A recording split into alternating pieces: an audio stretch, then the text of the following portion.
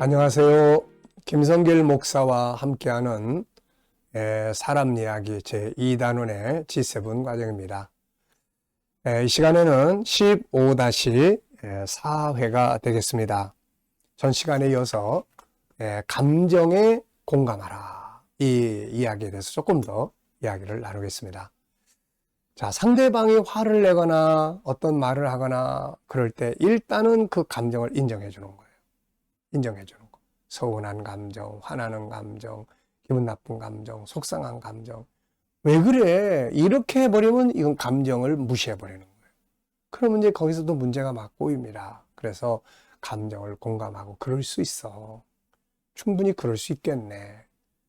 그러면서 이제 그 다음에 그 감정을 나한테 좀 이야기해 줄 수 있어. 그래서 그 감정이 만들어지게 된 이유를 쭉 설명을 하면은 그 다음 뭐 필요합니까? 뭐 아무것도 아니네. 뭐 이래버리면 이제 이것도 엉망이 되는 거예요. 그래서 정말 힘들었겠다. 글쎄 왜 그래 그 사람은? 뭐 이렇게. 그래서 그 감정에 공감하는 것이 중요합니다. 자, 하나의 이야기를 오늘 여기 또 하겠습니다. 296페이지예요. 중요한 이야기들이라 여러분들한테 빼지 않고 읽어드리고 있습니다. 자, 중독된 10대 치료 과정에서 이 내용은 분노의 해소 기술 디퓨징이라는 책의 저자인 조셉 슈렌트가 이제 그의 책에서 이야기해 놓은 건데요. 이분은 이제 그 분노를 치료할 때 가장 중요한 게 존중함의 원리를 가져야 된다, 이렇게 이야기를 합니다. 분노를 해체하는 본질은 존중합니다. 남들에게 무시당하고 싶은 사람은 아무도 없다. 그래서 무시를 당하면 화가 나고 상대가 태도를 바꾸기를 바라죠. 이때 필요한 게 존중함입니다. 그래서 존중이 대하는 것, 호의적인 태도는 비범한 힘을 발휘하죠. 존귀함의 본능은 내 안에만 있는 게 아니라 상대방 안에도 있기 때문입니다. 자, 중독된 10대 치료 과정에서 있었던 한 이야기를 여기에 실어놨습니다. 중독으로 고생하는 10대들을 치료하면서 나는 이런 악순환을 끊임없이 목격을 했다. 술, 마약 등은 뇌의 공감 능력을 떨어뜨리고 공격성, 타인의 권리침에 상처받은 관계를 회복하려 하기보다는 계속해서 술이나 마약을 할 방법을 찾게 된다. 이런 파괴적인 악순환을 끝내기 위한 첫걸음은 서로를 존중하는 것이다. 이분의 이야기입니다. 예를 들어 어느 날 17살짜리 소년이 자제력을 잃고 회의 중이던 내 사무실로 들이닥친 일이 있다. 나는 그에게 회의하는데 이렇게 마구 들어오면 어떻게 밖에서 기다려? 하고 반응하지 않았습니다. 보통 이런 경우가 되면 이렇게 반응하죠. 회의하는데 이렇게 막 들어오면 어떻게 해? 밖에서 좀 기다려. 그 대신 이분은 이렇게 대응했습니다. 그 대신 침착하게 무슨 일이냐고 물은 다음 그의 이야기를 경청을 해줍니다. 지금 자기가 회의하는 중이지만 이 청소년의 그렇게 박차고 들어오는 이 아이를 지금 경청을 해준 거죠. 무슨 일이야? 무슨 일 때문이야? 그리고 그와 정말 이야기를 나누고 싶으니 문 밖에서 몇 분만 기다리면 내가 바로 나가겠다. 너하고 이 부분에 대해서 진지하게 이야기 나누고 싶은데 네가 조금만 좀 기다려줄 수 있겠니? 라고 이야기를 했죠. 그 아이의 행동이 무리했던 것은 사실이죠. 하지만 그 아이는 헤로인 중독 상태였습니다. 내가 자기 이야기에 귀를 기울였고 도움을 주기로 약속했다고 느끼자 그는 이성을 되찾고 분노를 가라앉힐 수 있었죠. 그 아이를 비롯하여 우리 병원에서 치료를 받은 모든 아이들은 존중하게 대함으로써 우리는 그들이 중요한 존재라는 신호를 보냅니다. 자신이 소중한 존재라고 느끼면 그들은 좀 더 쉽게 화를 풀 수 있고 공감할 수가 있습니다. 중독은 범죄로 이어질 수 있지만 자체가 범죄는 아니죠. 진짜 범죄는 이런 문제를 갖고 있지만 해결하고자 하는 애쓰는 사람들에게 등을 돌려서 그들을 내 집단에서 쫓아내고 나쁘고 부도덕하며 가치 없는 존재들로 무시해버리는 거죠. 여겨버리는 겁니다. 공감을 안 해주는 거죠. 자, 존중이 여기는 것은 상대방의 분노의 불을 끄는데 최고의 약입니다. 하나님은 이미 말씀 속에다 이걸 담아 놓으셨어요. 그래서 잠언 15장 1절은 유순한 대답은 분노를 쉬게 하여도 과격한 말은 노를 격동하느니라.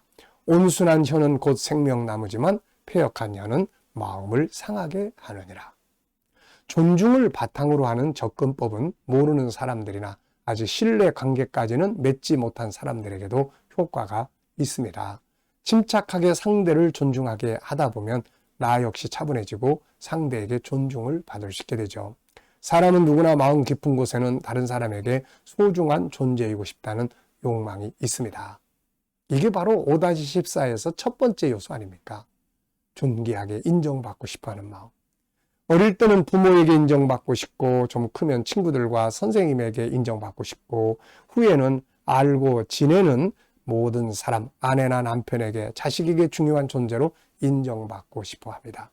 우리는 모두 소중한 존재죠. 중요한 존재로 인정받고 존중받고 성공했다는 기분이 들게 하는 것은 바로 우정과 신뢰, 협력의 정신입니다. 미국의 철학자이자 심리학의 선구자 윌리엄 제임스는 이렇게 말합니다. 인간 본성에서 가장 깊은 원리는 제대로 인정받고 싶다는 갈망이다. 우리는 이미 다 이걸 알고 있습니다. 인간의 본 모습은 존귀한 가치를 가지고 있죠.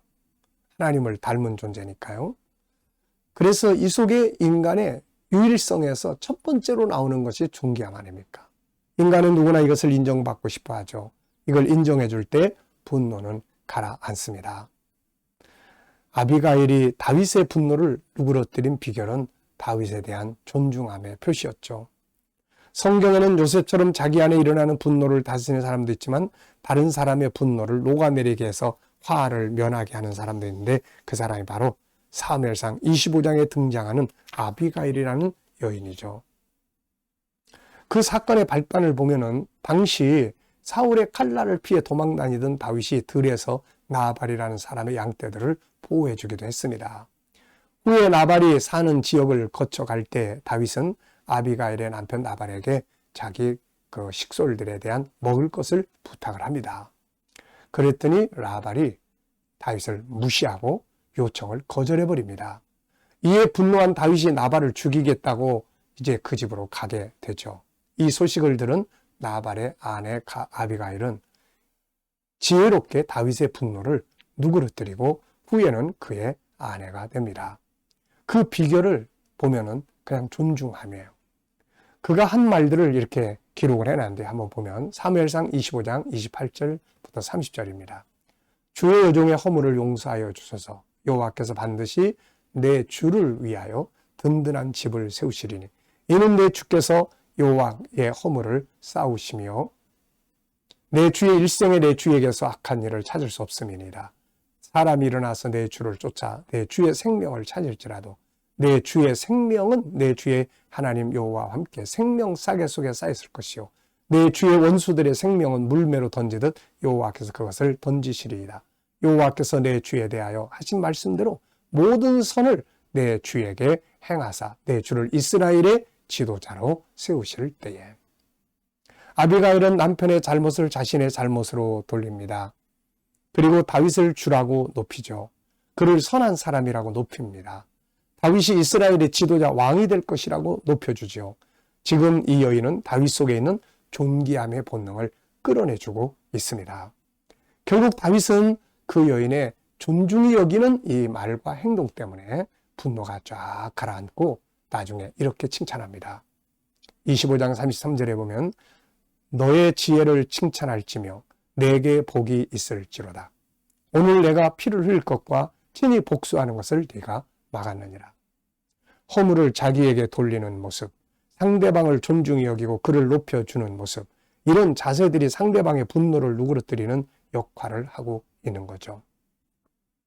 자, 존중함은 분노뿐만이 아니라 존중함은 용기를 주고 새롭게 일어설 수 있는 희망을 갖게 해줍니다. 무시당하는 것은 나 같은 거 쓸모없어. 이 좌절감을 주지만 존중함은 상대방으로 하여금 다시 자기를 찾아가게 만들고 세상을 다시 일어설 수 있는 용기를 주는 것이죠.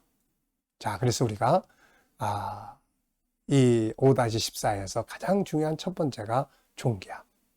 상대방의 감정이 내 마음에 안 맞고 비록 그가 잘못해서 그렇다 할지라도 그 감정에 공감해 주는 것 아주 중요한 일입니다. 자, 이 시간은 여기까지 하고 다음 시간에 또 이어가겠습니다. 감사합니다.